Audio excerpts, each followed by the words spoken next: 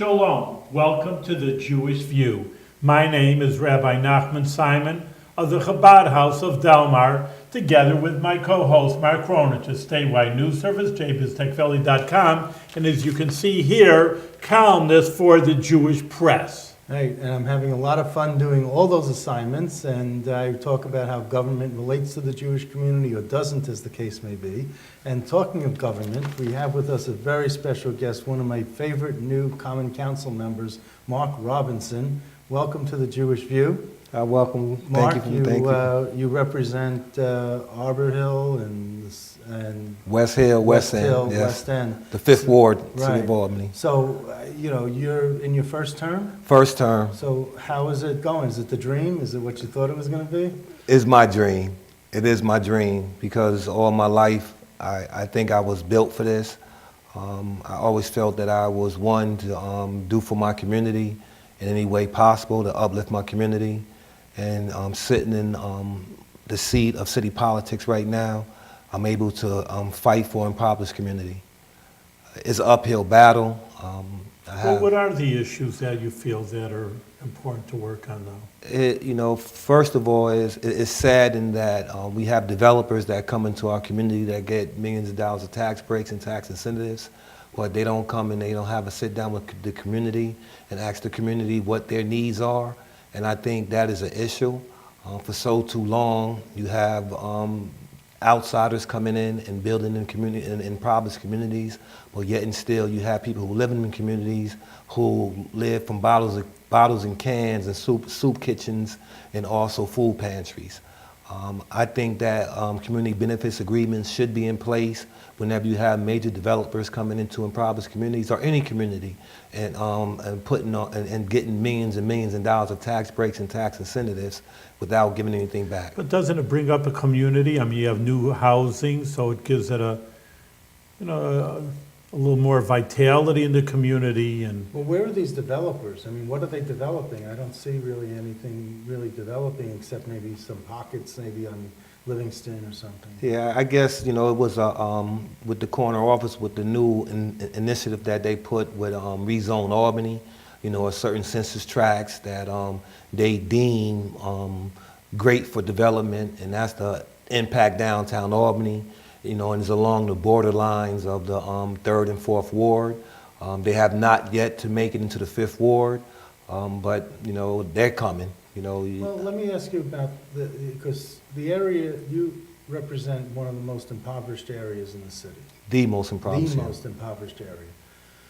Isn't there a time when you just sort of do what they did in the Albany Met area? You just simply bulldoze the houses down and then you build something fresh and new, and that might revitalize the community. I'm just asking. Well, hopefully, I'm just asking. In the Park South neighborhood, sure is a major reconstruction going on in that area. There was a lot of people displaced. There was a lot of promises made to the neighborhood associations and stakeholders in that community. And I hear are they disappointed? Yeah, I hear concerns that I believe that it was $5 million that was allocated to the Park South Neighborhood Association. To the day, the Park South Neighborhood Association was not allowed to touch any of that money, and they have, and it was a promise. It was nothing binding. The developers to this day have took I think 60% of that money and put into the Albany Park Playhouse just to have their name on it. And the residents over there is very frustrated. They're very frustrated because they feel they've been fed false promises. And that's another reason why I feel that you got to get it in writing. You have to get it in writing. I have legislation on the floor right now, having all developers at different tiers of development that come into our city enter into a community benefits agreements with the host communities where they choose the development. Is it bottled up in committee? Anything that the councilman, I guess maybe is the first term council, being a first term council person, or I guess our guest is from a council person who have not just should I say, welcome, the corner office agenda, whereas that, don't get me wrong, I believe in being a team player, but I have to stand for what's right. And and when I feel an injustice is being done, regardless of who may be guilty of it, I have to speak out against that injustice. And I feel like the corner office have made a lot of promises during the campaign that they are not living up to. To the day, the Fifth Ward have never had a true vision and plan. We have never had, no major development, come into my community since the Henry Johnson corridor under Aaron Dare. And, it's just that we are a suffering community, and, the only thing we ask to do is be a part. I believe right now that the Fifth Ward is in a line of fire for major development. Downtown has taken his through housing, through Albany housing development, and their massive housing spree that took place along the South End. I believe that the South End residents is saying no more. So, they have the eye on the West End. South End, you're talking about Pearl Street? Pearl Street, all along Green Street area. Anywhere Albany Housing have built. Albany Housing can find a way to, put a house in between two houses. And, there's a lot of housing complex in the South End. And I know my colleague, Vivian Carnegie, she's just frustrated to the point where, 65% if not greater of her constituents live in the housing projects. Can they have low-income housing? I mean, I said that, I know you're in Albany, but Mark and I have so many politicians throughout New York State and even in Brooklyn, which is a little bit the same situation. You have to have $1 million. Well, how many people have $1 million? But, to buy a house, there's people that, who has $1 million, let alone a decent salary. And, and I pushed them to ask for, well, why don't you, these Right. government officials get some decent housing, but low-income housing. I guess right now, low-income housing is not on the radar of the developers that's coming in and building housing stock in the city of Albany at this time. Yeah, but they're not building any housing in your district.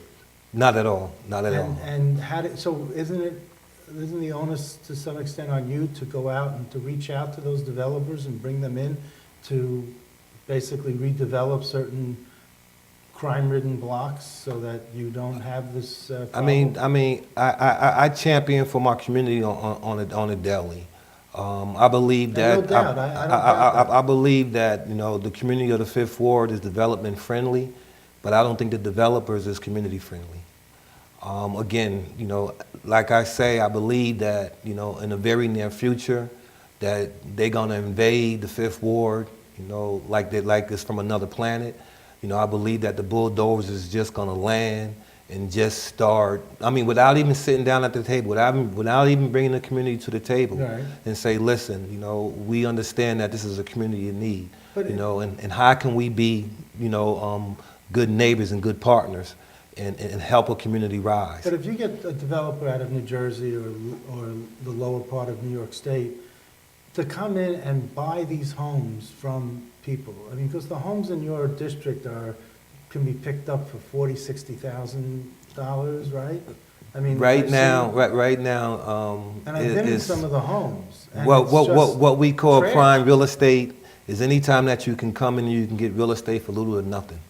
And right now, You the city can. of Albany is No, giving no, away your district. right. They're giving away because they're trying to find developers to come into impoverished neighborhoods and take a risk where nobody else would want to take a risk. Right.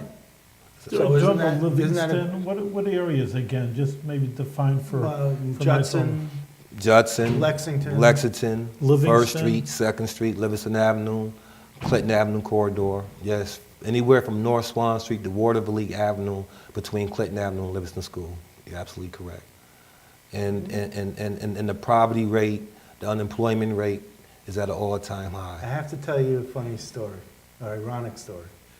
I was working back in 97 to 99. I was working for the Albany County Republican Committee. And I got a candidate to run for county legislature in the Fifth Ward. And I went around with him to collect signatures. And we would find Republicans in the Fifth Ward. And we'd knock on the door, we'd go downstairs, they'd be, smoking, or they'd be taking some drugs or whatever. They go, man, what are you doing here? We didn't think any Republicans ran in this district. That's why we enrolled as Republicans, so we wouldn't be bothered. And he said, well, we just want your signature. We don't want to bother you. We just want your signature. So they signed, and they got us out of there, but man, it was, they got Republicans there just because they don't want to be bothered by the Democrats. Yeah, I mean, as for myself, it was an uphill battle for myself when I ran. The people spoke. I won the primary. But the powers that be, Mayor Sheehan and her cohorts decided to mount a campaign against me going into the general election.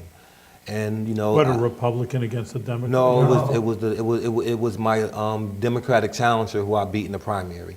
He came back and he ran against me as a write-in ticket, in the general election.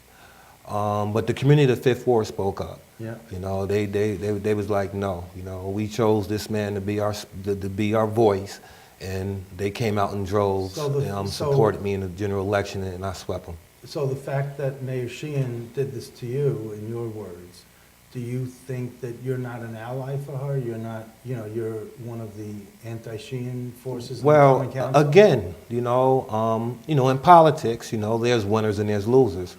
And it was nothing personal.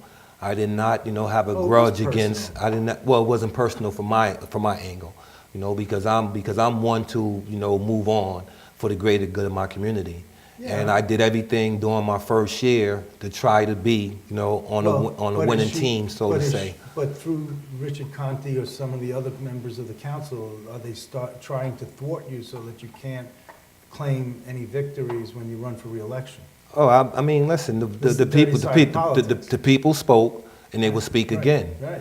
I believe in, just like any first term, politician, it's really hard, to get laws across and get them passed and get them. Have you made peace with the mayor? I have conversations with her. Like I say, she ran on a lot of campaign promises. And to the day, she have not delivered in my community. My community is as worse as it have it ever been. But if you ask her, she said her response would be that the councilman, refused to work with her. That the councilman, is not, developers friendly. But how can I be developer friendly when, first of all, you're giving away the land and you're giving away the housing stock for free of charge? Okay, and on top of that, you're giving them all these tax incentives and tax breaks. But because I asked for community benefits agreements to be in place for first source hiring, for monies to be put aside for after school programs, which we have none. When I was growing up, we had all type of programs. Yeah. Albany Boys Club, Albany Girls Club, the CY. But that's a school board thing. That's not her. No. That's her? No. That's her budget? Through Parks and Recreations, that is her budget. Parks and Recreation, okay. The school board is totally different when they deal with after school programs. Right. But right now we have the Arbor Hill Community Center in the Fifth Ward. And going on 3 budgets, have no money's been put aside, and any budget that I voted for, that no money has been allocated to the Fifth Ward. Well, now you got to vote against the budget. That's I'm voting against the budget because the budget is unbalanced. Right. That the budget don't consist of anything that's concrete that's going to bring us out of this $18.5 million deficit. Would you be in favor of the mayor having a 1-year, one-time tax that was a separate line in the budget, like Paula Mahan did in the town of Colony? Yes, because at this point, she has to have some type of way to, because she's creative with doing fines and fees. Look at her newly created trash tax. And it hurt communities of color. I'm really saddened about, the 3 votes that, we lost on the repeal with my colleague Judge Crasher had put in front of the floor, and them 3 votes came from the impoverished communities. The communities that's going to be affected, by this trash tax. And it's only because, they are her allies, so they're going to vote the way that she wants to vote. What did you do before you were common council? I was a drug dealer. Yeah. Okay. I did 6.5 years in prison. Which prison? I was in a federal prison for marijuana cultivation Yeah, and but which- distribution. Where was it? I started out in Allen. I started out in Fairton. Then I went from Fairton to where are we at? We went through. I mean, you know, one thing about the federal government, they'll ship you around the country and you don't know where you at. Okay, so here, most elected officials are elected first, then go to prison. You went to prison first, and then you became an elected official. You're going So up.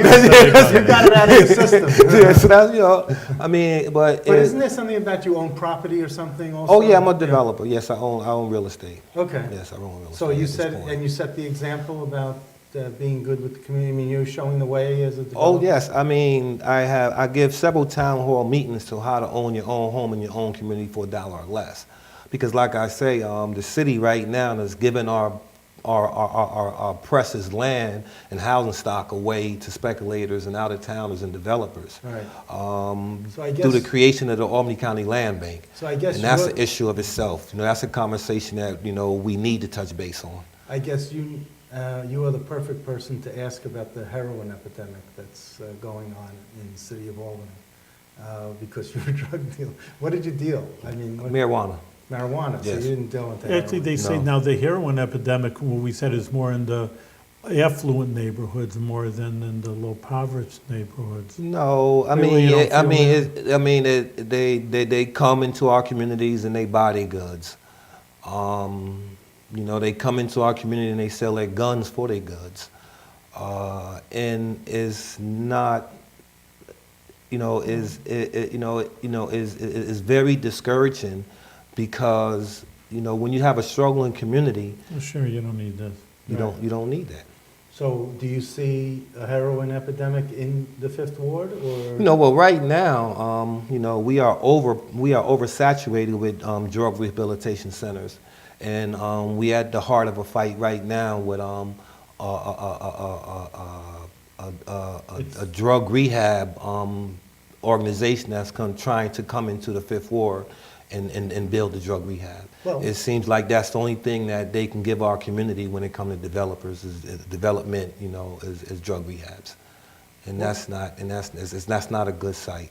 Okay, as far as development, I mean, you want to see businesses, you know, like Yeah, because they it's just built a dollar store. need. They just built a dollar Yeah, store. but what kind? in South End. Yeah, but what? Is I that mean, you- what type of look is that when Well, I'm someone just coming to asking. your community, the first thing they see is a dollar store? Well, I shop You in know a what? dollar I mean, store. but why couldn't they see a bank or a pharmacy? You know, why is it the first thing they have to see is Because a dollar banks store? and pharmacies get held up for the money and the So, drugs. I mean, listen. I mean, in order to grow a community, you have to have a community be part of the process from the beginning. Well, SEFQ is in So your district. and you have to on understand Clinton. you have to understand that goods and services do grow communities. You know, So we do need businesses.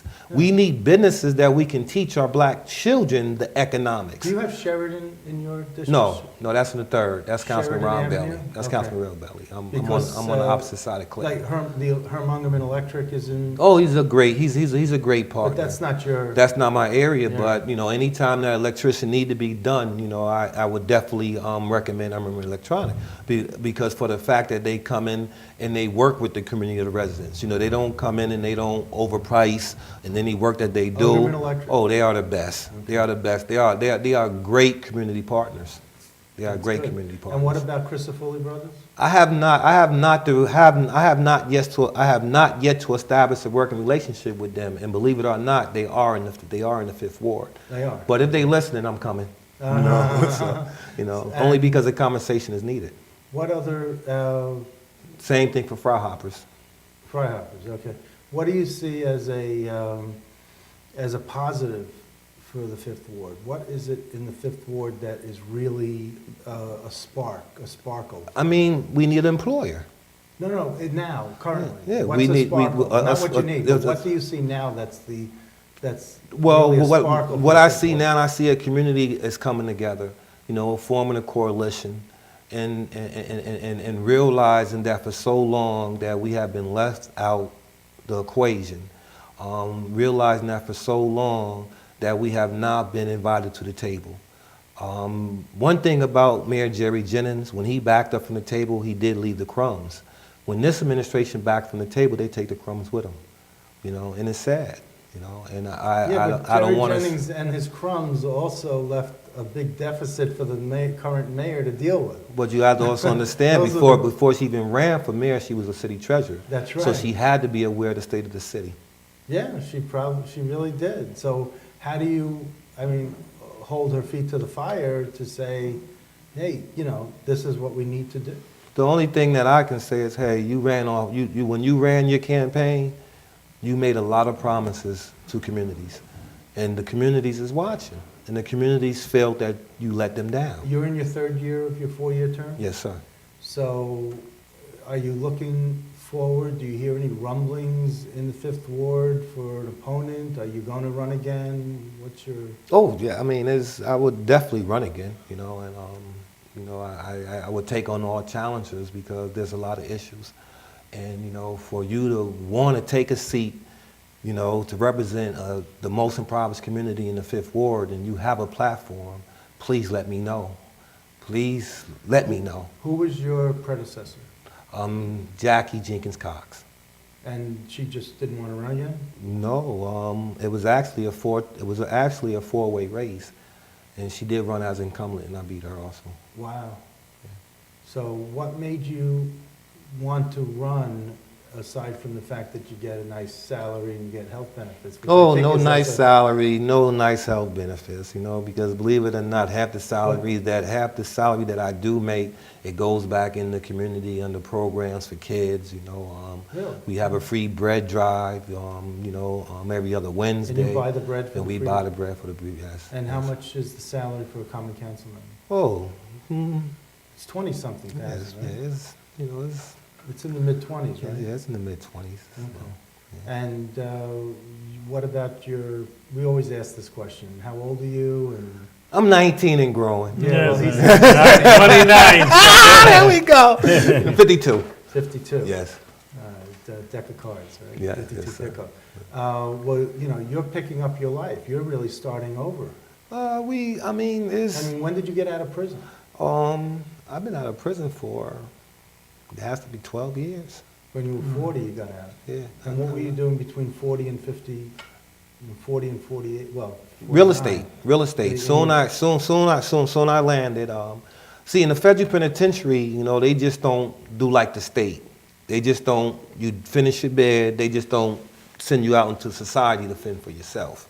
Before you're allowed to leave the feds, you have to establish a home plan, right? And when you have that home plan, you take that home plan into your federal parole officer. But meantime, they give you a 6-month transition.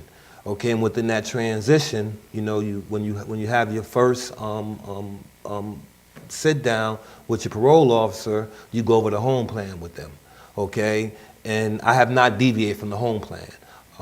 Within my home plan, I said I was going to come and I was going to open up several clothing stores.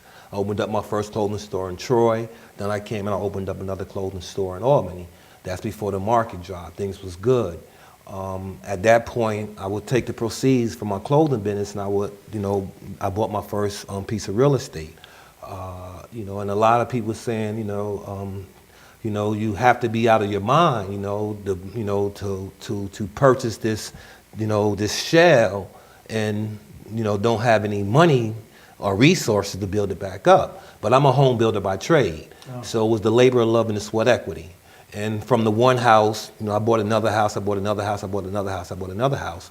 And, and now, with the help of my family, my father, and pulling, our resources together, now I believe we have 13 homes. That's a lot. Hill, yes. So we should team them up with Vicki O'Brien.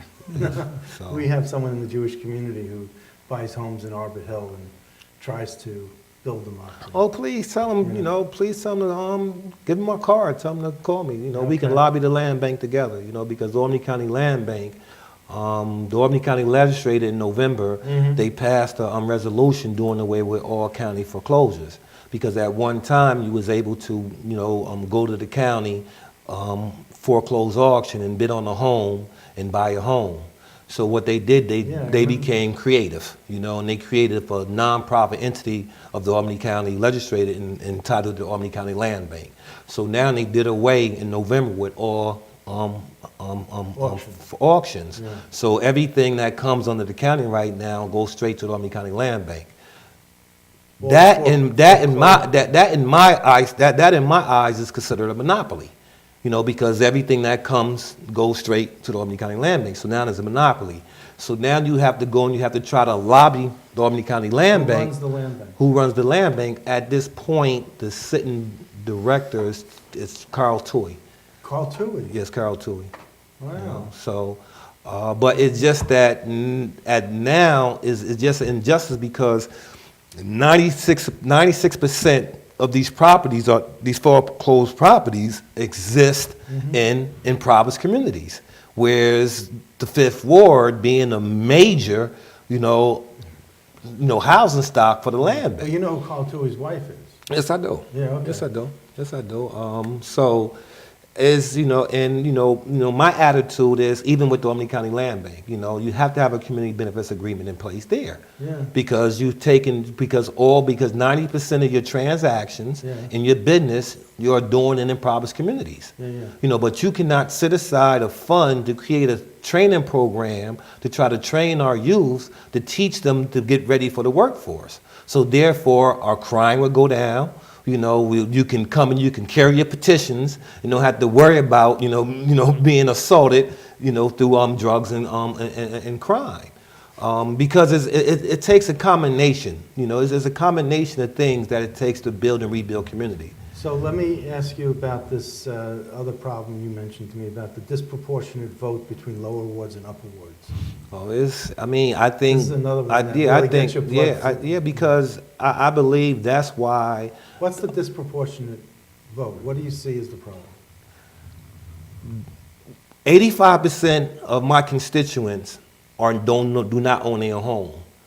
So the same household that I lobby for their vote 3 years ago, when I go to lobby for their vote next year during the re-election, they may not live there because they was renters. So therefore, the voting, we don't have a voter block. We don't have a constant. You don't have consistency. We don't have consistency. And, and this one thing that the corner office, they knew this when they implemented the trash tax. They knew that in the upper wards where you have single family homes and you have 2,000 registered voters and 1,800 of them 2,000 registered voters come out and vote during primaries compared to the lower wards where you have lower turnout. So this is why they say, hey, listen, we're going to exempt one family homes and put the trash tax on multi-unit homes. Okay, but so that was the disproportionate vote is not in like a general election or anything like that. It's a vote in the council you're talking about. It's just a vote. It's just a vote citywide, countywide. Well, you just got to get your people out to vote. I mean, look at what was going on with the presidential election, and how many people turn out for the excitement of a presidential election. Yeah, it's easier said than done, though. When you say get your people, it's easy to get somebody to register to vote. But when it's time to get out to vote, just because you register somebody to vote, in communities of color, sometimes you got to go and you got to take their hand, you got to walk them to the polls. That's right. And not only at once, you got to teach them that it's not only major elections that you have to vote. You have to vote on. I did in your ward. I did GLTV, get out the vote. I understand that you have to go and grab them by the hand and actually, drive them and because pick that's the them up. only thing that They promise and promise and then they don't follow through. Yeah, It must be something with maybe the mayor also has an effect because she promises and promises and doesn't do anything. So maybe the voters are like that too. It's a shame. Within the county executives race that just passed, Dan McCoy, he's a personal friend of mine. Oh, And really? it was so strange that he didn't come to the Fifth Ward and campaign. He didn't have an opponent, did he? Still, you have constituents that speak to me on a daily basis and ask me why and where, is the county executive.